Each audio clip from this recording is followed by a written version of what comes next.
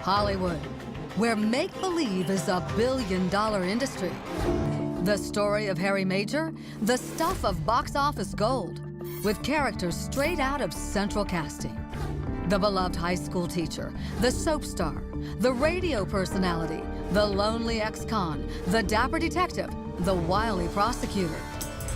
But in this case, the story of Harry Major is the sad truth, and that old adage applies. Truth is much stranger than fiction.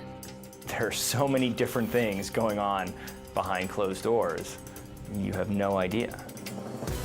Harry Major was a living legend during the golden era of Hollywood.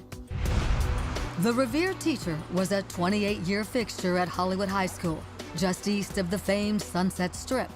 He was an English teacher. He was rather strict, appreciative of the classics. Harry's dedication impacted thousands of students, including a host of future celebrities, like the late actor John Ritter, who reportedly once called Harry Major his favorite teacher. After 28 years in the classroom, Harry Major decided that education was becoming a Shakespearean tragedy. He felt that students were no longer disciplined, and worse yet, they weren't interested in learning. Harry Major wanted out. He thought that that was part of society unraveling. Harry Major quit and turned his attention to real estate with the help of friend and broker Dale Rouse. Harry had always invested in real estate his whole life. So even on his teacher's salary, he was able to, over time, really accumulate quite a few properties. Harry had money, a good business sense, and plenty of friends. He was extremely generous. He was funny. But Susan Emanuel and David Rouse both knew there was one thing missing in Harry's life. He never had a personal relationship with anybody that I knew of. He didn't have a spouse, a partner, a significant other. He longed for love. I do believe that. There was a tragic side to Harry Major. Friends say he suffered a tortured childhood. He was estranged from his entire family. He had physical abnormalities that made him self-conscious. He had one arm that was quite a bit smaller than a normal arm, and he had 5 fingers on the other hand instead of 4 fingers and a thumb. He would never show the one arm that was smaller. It was always tucked into a pocket like this, so he did everything with one arm. Despite his loveless existence, Harry made the most of life. Even at 82, he was politically involved and socially conscious. When he would give lectures, you would see the teacher in him come to life. He was witty, he was articulate, he was captivating. And then he was dead. His head was lying in the bathtub in a pool of blood. Harry Major's legendary life snuffed out in minutes, and in a style plucked right from the pages of some tawdry pulp fiction. I remember that he was naked with the exception of white underwear. It's true crime with a Hollywood backdrop. A beloved English teacher, Harry Major, dies a brutal death. Harry's good friend, realtor Dale Rouse, made the horrific discovery. I went upstairs and I walked into the master bedroom and noticed a funny smell. This is where he was, and his head was down here. He was not wearing anything other than underwear. He had some trauma to the head, which was bleeding, and what looked like ligature marks on his arm. LAPD homicide detective Jose Robledo on a mission to find out who could possibly have had it in for the revered Harry Major, the Hollywood high icon who shaped thousands of young lives in the course of his 28 years as an English teacher. When I started this case, after it was made public or known that Mr. Major had died, I received several phone calls from prior students of his in high school and friends of his. They loved Mr. Major. He was a mentor to them. Detective Robledo canvasses the condominium complex in West Hollywood where Harry lived, hoping to find witnesses. Next-door neighbor Luz Maria Berzeño, an LA radio personality, provides the first clue. She had heard a loud thud coming from Harry's unit just 2 nights before his body was discovered. It scared her enough to run outside and go over to Mr. Major's residence and knock on the door. And as she knocked on the door, a voice, high-pitched, what she thought was a female voice, said, "Harry's not here, he went to the store, Harry's fine." A loud thud, a female voice. Who was she? What did she know? Then, more observations from other neighbors.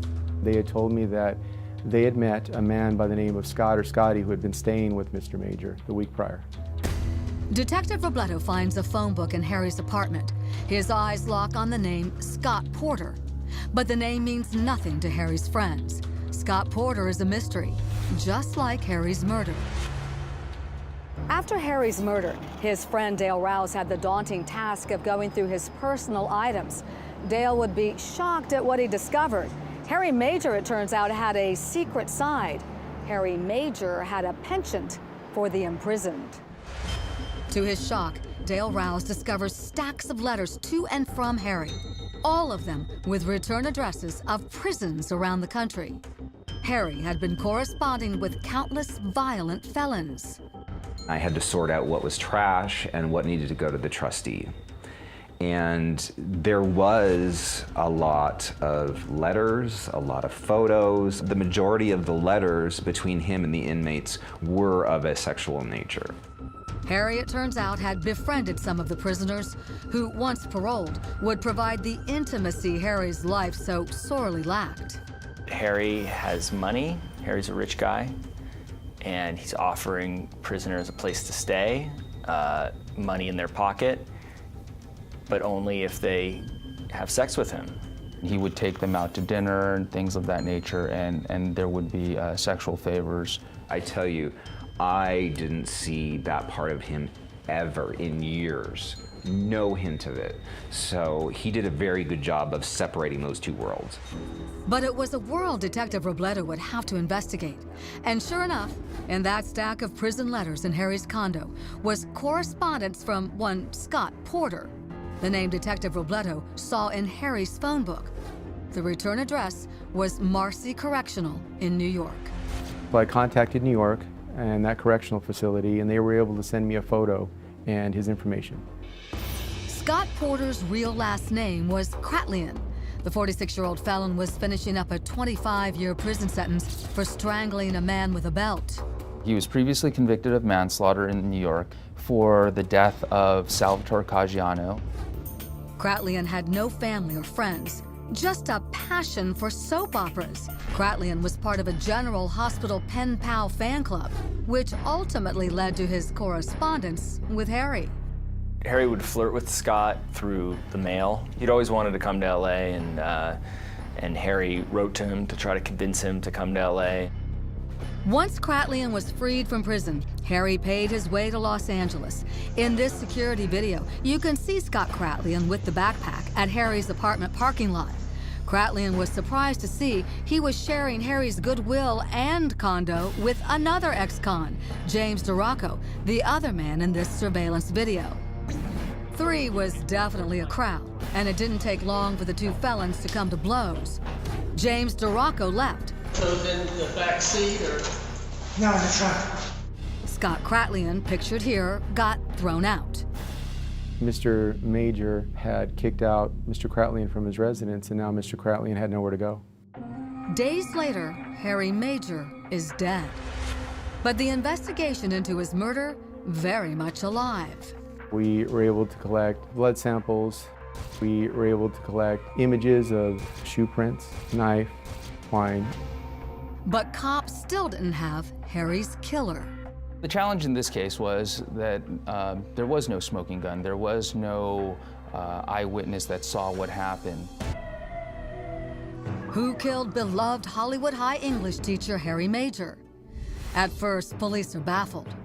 Then they uncover a dark secret. Harry had a major passion for men in prison. What I do know is that Mr. Major wrote letters to a lot of different inmates across the country. 2 of Harry Major's pen pals were Scott Kratlian, who did 21 years for manslaughter, and James DeRocco, a convicted armed robber. Police say both ex-cons were invited to stay at Harry's condo. It was known that if they were going to stay with Mr. Major, that they would have a sexual relationship. But there was no love between the two felons. Soon both would be gone, and days later, Harry would be dead. And it was a voicemail message on Harry's phone that put the investigation into his murder on a fast track. There was a message from the credit card company that said that they had seen some fraudulent activity on Mr. Major's card. Detectives obtained dates, times, and locations of where the activity took place. Financial records showed someone made several attempts to use Harry's card. But it's surveillance video that would put a face to the thief trying to cash in. There was Scott Kratlian helping himself to cash and snacks at 2 Hollywood 7-Elevens at poor dead Harry Major's expense. The surveillance video at each of these locations where Mr. Kratlian was trying to take money out of Mr. Major's account. And of course, he would need a place to sleep at this Tinseltown hotel. Scott was filling out a registration card in Mr. Harry Major's name. The other ex-con roommate, James DeRocco, was cleared. He had left town and could prove it. So while Detective Robledo searched for Kratlian, the newly freed ex-con was still having a ball on Harry Major's dime, riding the rides at Santa Monica Pier. And you'll never guess what happens next. While gallivanting through Hollywood, taking in all the sights, Kratlian runs into, of all people, his very favorite soap star, Leslie Kay, who played band manager Lois Cirillo from his favorite show, General Hospital. He's smiling really big, and he's my biggest fan. Who knew? Like, he's got in his pocket a folded up, wadded up, sweaty montage of me. So I gave my phone to the guy that works at 7-Eleven, and he took a photo of us. I go back home, and I'm showing my fiance, and I'm like, look, he's the nicest guy in the world. He's probably a serial killer. Leslie Kay still wonders to this day if it was by chance or design that they should meet. He didn't just happen upon that place. I mean, let's face it. And it gets creepier. Days after meeting his favorite star, Kratlian checks himself into a medical facility.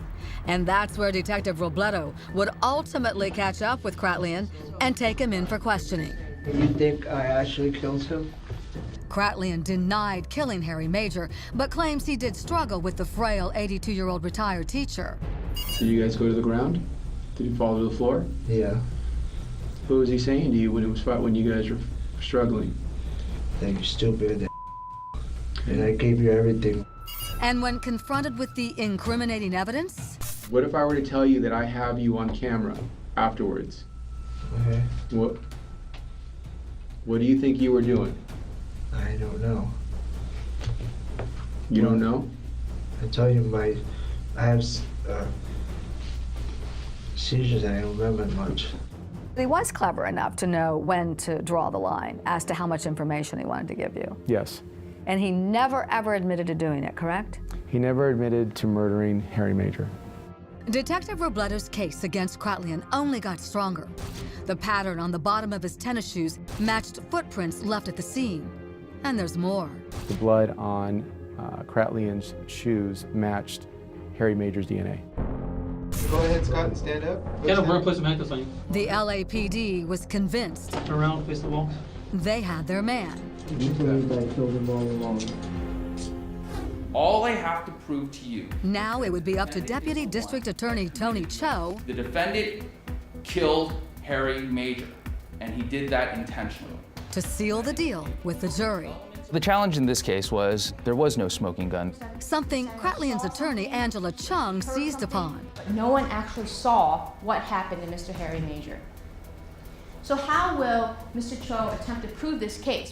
What Cho did have was an overwhelming circumstantial case against Kratlian, except for one thing. I want to have you. Cho implored the jury to pay strict attention to the audio on one of the 7-Eleven surveillance tapes. This one, I bought sodas from you. where Kratlian can be heard arguing with the clerk. You get treated like that?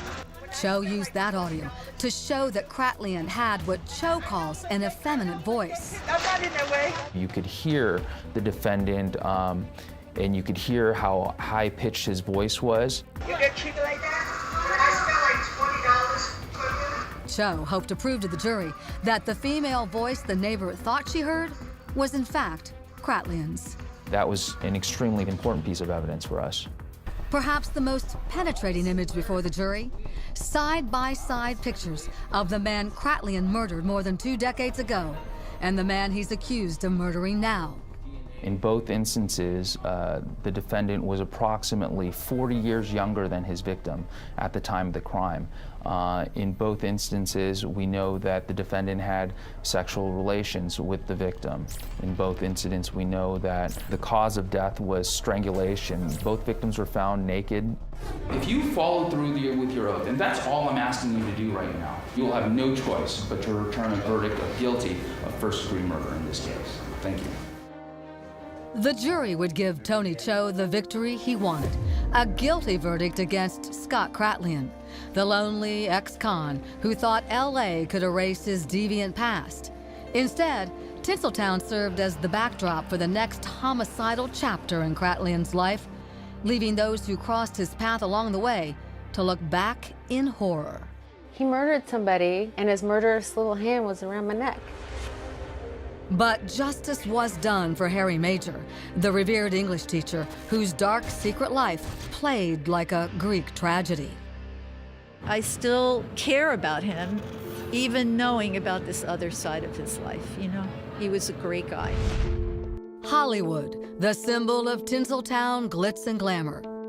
But there's nothing dazzling about the intersection of truth and tragedy, where in this case, lost souls and evildoers collide. He was a good man. Sure, he had his flaws and he would go about things possibly not in the best possible way, but I know he was just doing the best he could. This school teacher, Major, if they wrote that into a soap opera, nobody would believe it. It would be one of those storylines where they went, yeah, that would never happen.